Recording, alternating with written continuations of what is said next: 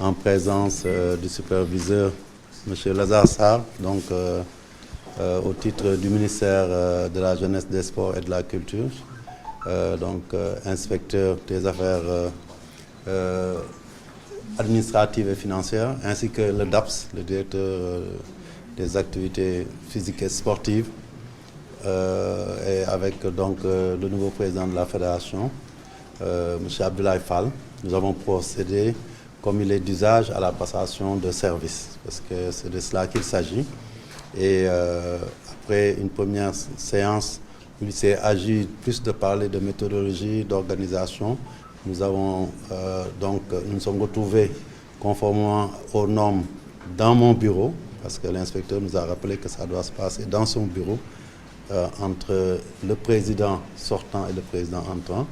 Et nous avons pu donc travailler sur l'ensemble des documents de passation, partant des différents rapports qui ont été soumis jusqu'aux documents justificatifs qui ont pu être passés au peigne fin, donc pour pouvoir mettre à disposition de mon successeur l'ensemble de la documentation qui retrace la situation au jour de passation de la fédération, au plan administratif, au plan financier, au plan matériel. Je veux parler de tout ce qui est donc logistique, qu'est-ce que la fédération comme bien meuble, au plan des infrastructures et bien entendu cette passation que je fais en 2025 est sans commune mesure avec celle que j'avais faite en 2009 en tant que président entrant à la suite de la normalisation avec mon grand frère Sayer, parce qu'on passait d'une normalisation,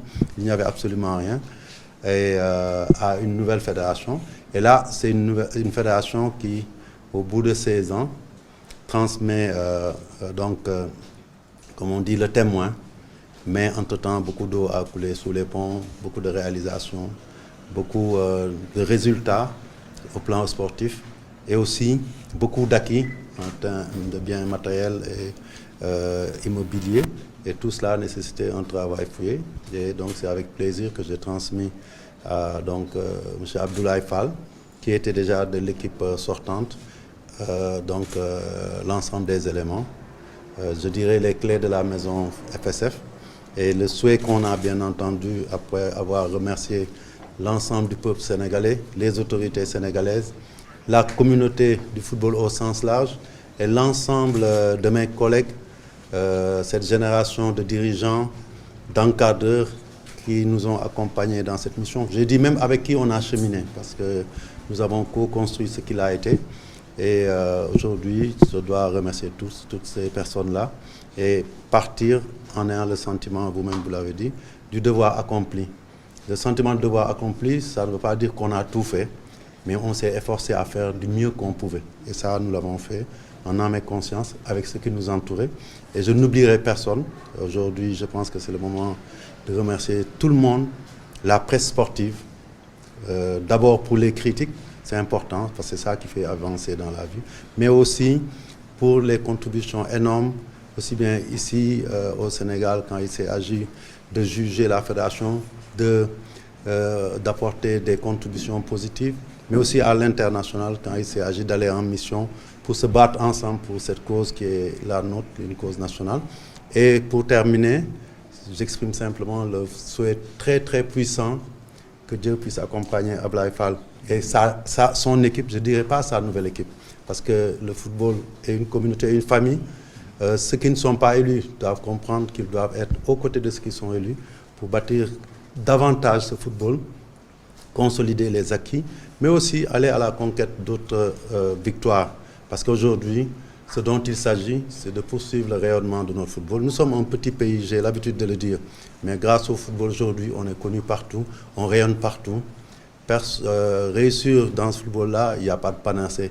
Augustin Senghor n'a pas de secret, quelqu'un d'autre n'en a pas. Abdoulaye Fall qui est là, n'attendons pas de lui qu'il nous amène le ciel. Essayons de l'aider, nous tous, avec une conviction forte. Essayons d'aider cette équipe fédérale pour qu'on puisse réussir cette mission. Parce que j'ai aussi l'habitude, je vais terminer par ça, de dire qu'il n'y a pas un Sénégal qui peut gagner un trophée ou réaliser un exploit pendant que d'autres perdent. De la même manière, quand le Sénégal du football perd, c'est l'ensemble des Sénégalais qui ont perdu. Et si on l'a compris, on sait que notre intérêt, c'est de s'unir après la parenthèse des élections, qu'on laisse chacun se battre sur les principes, sur ses droits, mais qu'on n'oublie jamais que l'intérêt général est au-dessus de nous tous. C'est le message que je veux transmettre et dire aussi que nous sommes au service d'un pays, nous sommes au service d'un football. Tout ce que nous pouvons apporter en termes d'expérience, en termes de compléments, pour que la réussite soit encore de mise pendant très très longtemps, nous le ferons. Et je voudrais aussi avoir, si vous me le permettez, une pensée particulière à ceux qui nous ont coûté, qui étaient avec nous au tout début en 2009 et qui ne sont plus là, d'autres qui sont malades. Et en leur disant qu'aujourd'hui, notre mission, c'est de perpétuer leur œuvre. Voilà, je vous remercie. Je pense que je vais un peu parler du déroulement de la passation. Je pense que c'est une passation qui s'est passée dans de très bonnes conditions, sous la supervision du directeur des infrastructures, du DAPS, Gilbert Mbeng, et de l'IAF, M. Sarr, Lazare Sarr. Donc on a pu passer en revue la situation financière de la fédération, la situation patrimoniale, la situation des infrastructures et des projets en cours.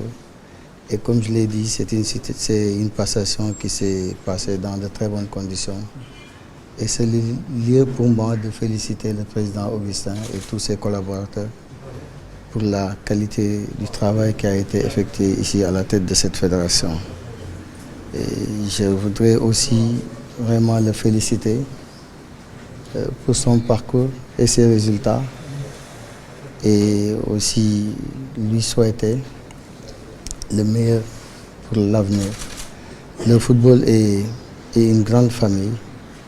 Je pense que nous avons l'obligation de maintenir toute la cohésion au niveau de cette famille. Moi, quand je déposais ma candidature à la présidence de la Fédération sénégalaise de football, je lui avais envoyé un message. Et à travers ce message, j'avais pris un engagement pour lui dire que quelle que soit l'issue des élections, nous avons l'obligation de préserver cette stabilité au niveau du football sénégalais, de la renforcer. Donc je réitère cet engagement et lui dire que nous ferons tout pour poursuivre son œuvre et ensuite faire tout aussi pour maintenir cette cohésion.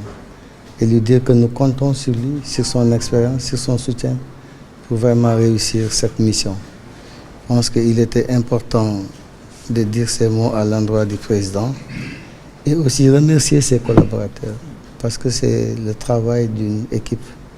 Déjà l'administration fédérale, je pense qu'il y a des collaborateurs qui étaient très engagés à ses côtés, mais aussi remercier tous les comités exécutifs dont moi-même j'en faisais partie et qui avaient travaillé sous son autorité.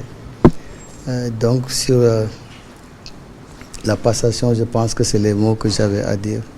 Pour le reste, s'agissant de nos ambitions et notre vision par rapport à la fédération, je pense qu'il y a le projet Praxis que nous avons proposé aux acteurs, qui est incarné par une vision que j'appelle contrôle pass, qui est toute une philosophie.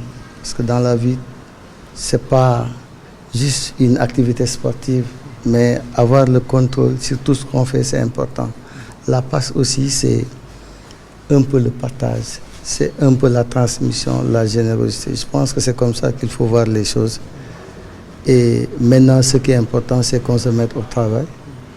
Les défis sont là, les enjeux sont énormes, donc il faut que tous nous soyons unis, voilà, pour œuvrer pour le Sénégal.